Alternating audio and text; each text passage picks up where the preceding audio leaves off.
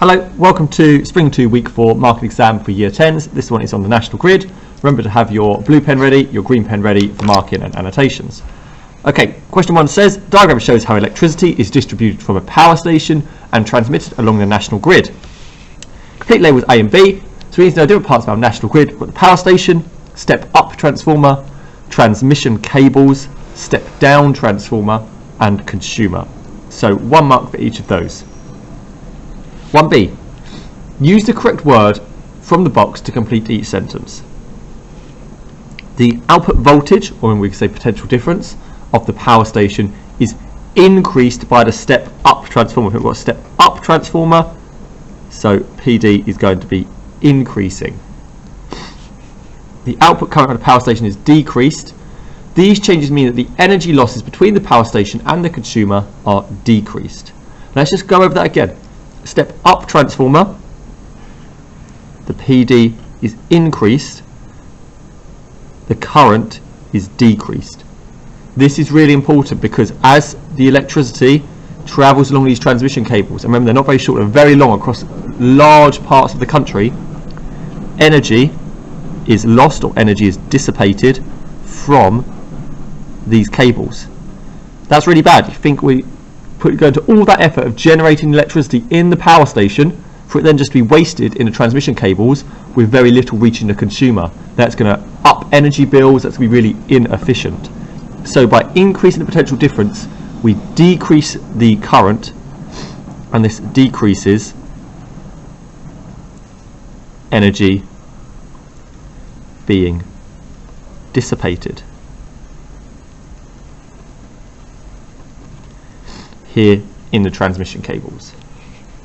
Okay, 2 marks for those.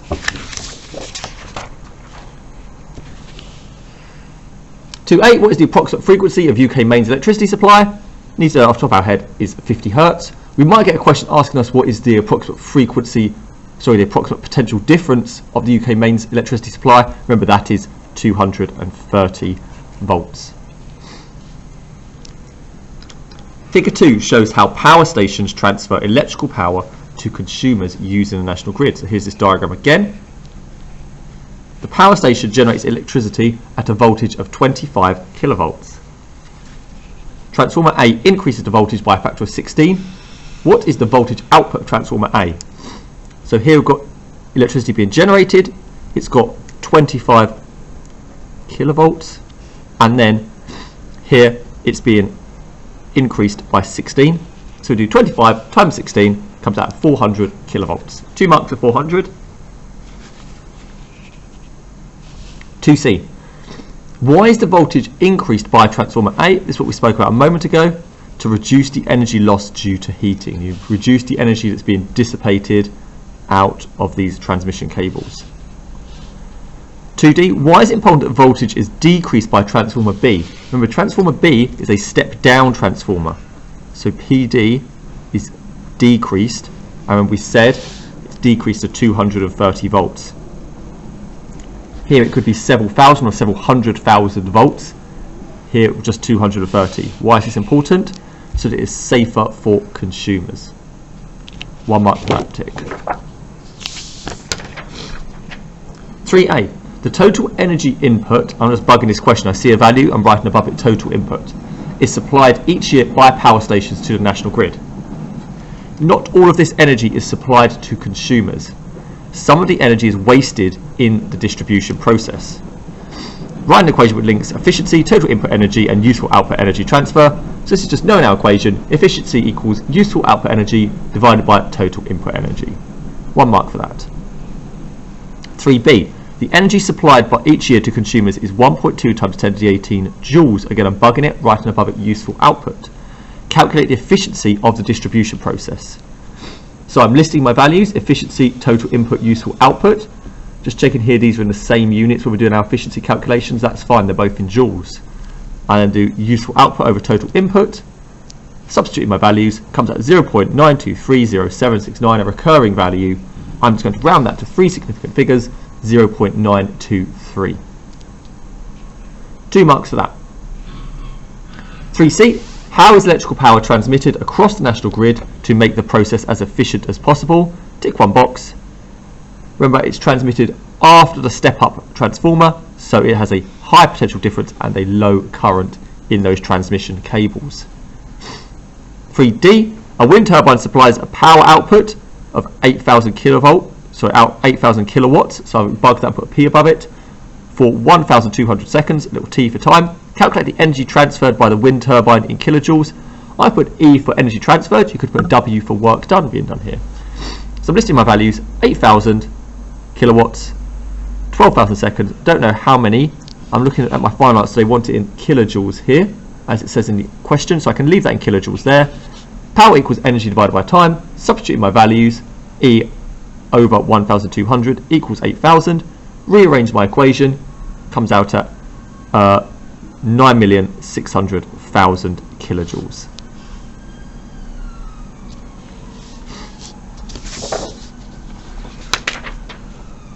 Four, the national grid is used to transfer electrical power around the country. Figure 1 shows a simplified diagram of the national grid. Here's this diagram again. Should know it by now. 4a, the gas-fired power station shown in figure 1 uses a non-renewable energy resource. Some power stations use renewable energy resources. What is the difference between a renewable and non-renewable energy resource? I'm going to answer this question in terms of renewable energy resources. You could answer it in terms of non-renewable and still get your marks. So I'm going to say renewable energy resources are replenished, and they're replenished as fast as they are used. There are your 2 marks there. You could say non-renewable resources are not replenished as fast as they are used. 4b, explain how transformers are used in a national grid. So first of all, I'm going to start talking about our step-up transformers. Step-up transformers increase the potential difference, and that makes the whole process along these transmission cables more efficient, so more efficient transmission of energy, or I could say less energy gets dissipated out of the transmission cables. Step-down transformers, they decrease potential difference, and that is applicable for domestic users, or we could say it's safe for consumers. This is only a 3-mark question, so you only need 3 of these points, not all 4, but well done if you got all 4 there.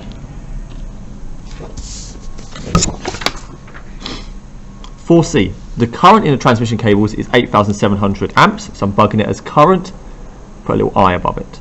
The current causes energy to be transferred to the surroundings by heating.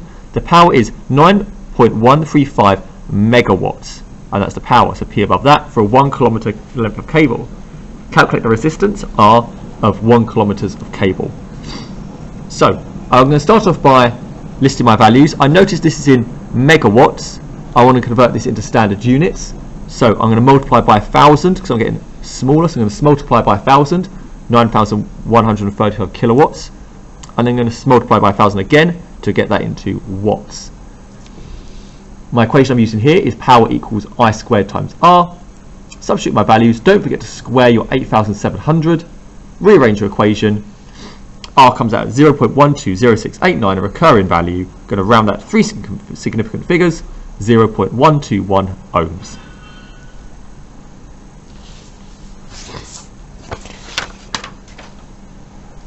Last question. The UK produces natural gas. The UK also imports natural gas from other countries.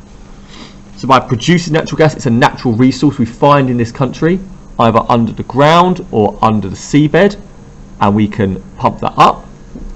Imports means that it's found in other countries and we have to pay for it to be brought over to this country. Figure 2 shows how the supply of natural gas varied over a 5-year period. Let's have a look here, our 2 graphs. So we can see we've got the gas supply in millions of meters cubed per day. This is for the production. So this is what's in the UK already, and we find under our own land, under our own seabed. This is the imports that we have to bring in from other countries.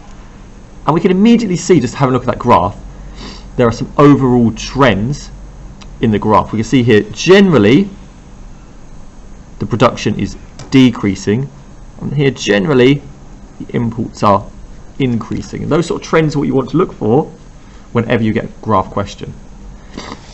So it's asking 3 conclusions you can make from figure 2.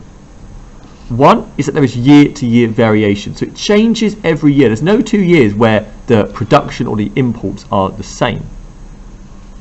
2, the overall trend in production is decreasing. See that here, as years go by, the amount that we produce is decreased. And 3, the overall trend in imports is increasing. There are your 3 marks. Now, you might be wondering, look at this graph, why are there several bars for each year? You can see here, we're going to look at 2007, there's 4 bars here. And it doesn't give us a key for what those bars are. So this is very, very difficult to understand. Look at the mark scheme. What these bars actually were the different seasons. So this was winter, this was spring, this was summer, and this was autumn. So it was showing the amount of gas produced or amount of gas imported during each of the different seasons. So one mark it also had on the mark scheme, even though it didn't give us that key, which was very difficult to work out, was that more gas is required in the winter than in the summer. If we think that we need to heat our homes a lot more when it's cold, so we need more natural gas when it's cold, or when the days are shorter in the winter, so we need to produce more electricity for lights, therefore more gas is required in the winter than the summer. And we can see that every single year. Winter, summer, winter, summer, winter, summer. There's always more gas being produced or imported during the winter than in the summertime. 3 marks for that question. Give yourself a total out of 28. Remember to go and write your final mark at the front.